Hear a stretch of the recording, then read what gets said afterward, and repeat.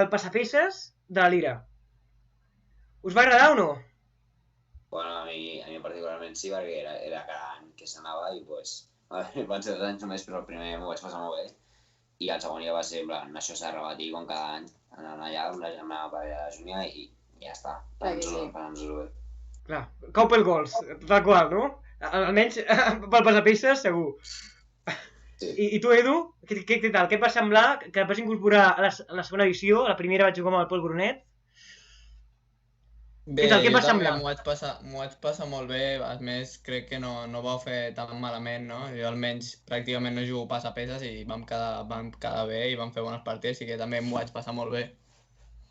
D'acord, perfecte. Doncs després em direu com us ho vau passar millor. Si físicament el torneig amb moltíssimes persones, em sembla que érem a la segona edició també 20 o més persones, i això vol dir 10 parelles, i hi havia molt caliu, i va ser uns autèntics excitassos les dues edicions, i em direu què us agrada més, si el que farem avui, les partidetes, o el torneig presencial. Que a més també la gràcia era després anar a prendre alguna cosa i fer més ambient, que és la gràcia dels escacs. En plena pandèmia somiàvem en passapeces.